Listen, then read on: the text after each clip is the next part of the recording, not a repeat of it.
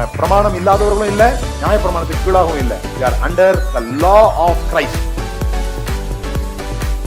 ஒரு கடவுள் அன்பானவராகவும் கோபமானவராகவும் என்ன பண்ண முடியாது, இருக்க முடியாது.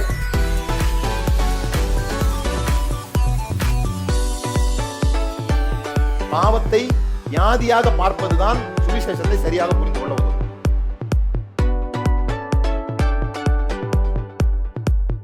இந்த சிந்திக்க தூண்டுறதுனாலதான் பரிசேயர்களுக்கு அவர் மேல அவ்வளவு கோபம் வந்துச்சு.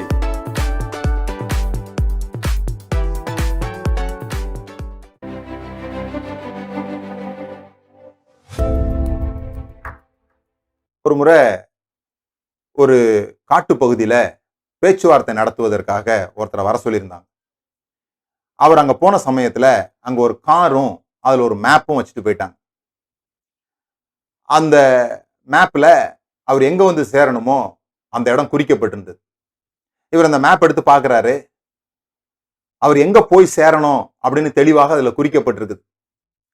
ஆனா அவரால் இப்ப போக முடியல. ஏன் போக முடியலன்னா, அவர் எங்க போய் சேரணும்னு அவருக்கு தெளிவா இருந்தது. ஆனா அவர் எந்த இடத்துல நிக்கிறார் என்பது அது குறிக்கப்படல. எந்த இடத்துல இருக்கிறோன்றத தெரியாம எந்த இடத்துக்கு போகணும் நமக்கு தெரிஞ்சாலும், நம்ம கையில ஒரு வரைபடமே இருந்தாலும் நம்மால போக முடியாது. இந்த மோட்டிவேஷனல் மெசேஜஸ் என்று சொல்லப்படுகிற உன்னால் ஆகும், உன்னால் முடியும், அந்த மாதிரியான செய்திகளை சபையிலேயோ வெளியேயோ நீங்க எங்க கேட்டாலும் சரி, சில பேர் உடனடியாக நான் அப்படி ஆகணும் இப்படி ஆகணும்னு அந்த கோல்லாம் தீர்மானிச்சிடுவாங்க. கொஞ்ச நாள் கழிச்சு அதை அடைய முடியாம போயிடுவாங்க, சோர்வுக்குள்ள போயிடுவாங்க. ஏன் அதை அடைய முடியலன்னா, அவங்க எங்க இருக்கிறோன்னே தெரியாம அவங்க போக விரும்புற இடத்துக்கு புறப்பட்டாங்க. அதனால சுத்திக்கிட்டே இருக்கிறாங்க, சோர்ந்து போறாங்க.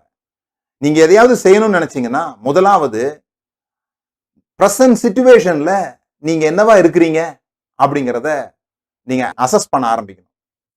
அதை நீங்க சரியாய் புரிந்து கொள்ளாம, இயேசு சொன்னது போல யுத்தத்துக்கு போறதுக்கு முன்னால ஜெயிக்க முடியுமா அப்படின்னு பார்க்கணும். ஒரு கட்டடத்தை கட்டுறதுக்கு முன்னால அதனுடைய செல்லும் செலவை ஆரம்பத்திலேயே கணக்கு பார்க்கணும்னு சொன்னது போல, இப்போ நீங்க நிறைய பேர் என்கிட்ட, பிரதர் நாங்கள் கடன்ல இருந்து வெளியே வரணும், என்ன பண்ணணும்னு கேட்பாங்க. முதல்ல உங்களுக்கு எவ்வளவு கடன் இருக்குன்னு சொல்லுங்கன்னு தான் நான் கேட்பேன்.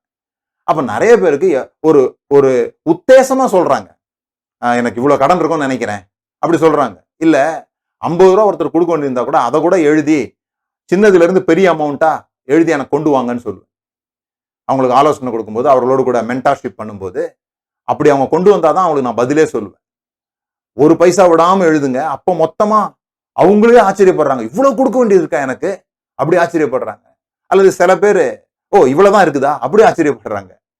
நீங்க எங்க இருக்கிறீங்க, என்ன நிலைமையில இருக்கிறீங்கன்னு தெரியாம, நீ இந்த நிலைமையிலிருந்து விழுந்தாய் என்பதை அறிந்து நீ ஆதியில செய்த கிரியையை செய்வாயாக அப்படி சொல்லப்பட்டிருக்கு.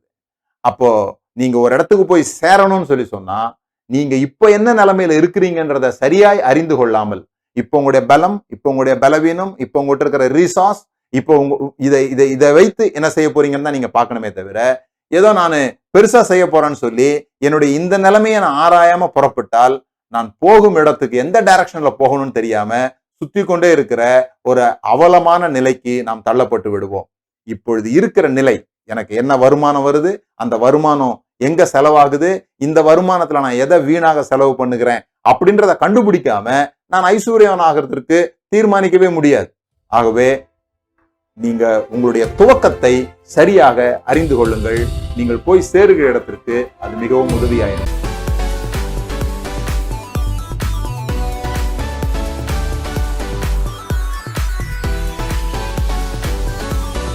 நாம பிரமாணம் இல்லாதவர்களும் இல்ல, நியாய பிரமாணத்துக்கு கீழாகவும் இல்ல. we are under the law of Christ. ஒரு கடவுள் அன்பானவராகவும் கோபமானவராகவும் என்ன பண்ண முடியாது, இருக்க முடியாது.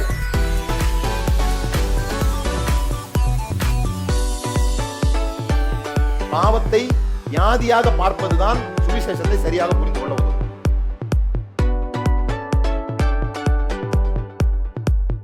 இந்த சிந்திக்க தூண்டுறதுனாலதான் பரிசேயர்களுக்கு அவர் மேல அவ்வளவு கோபம் வந்துச்சு.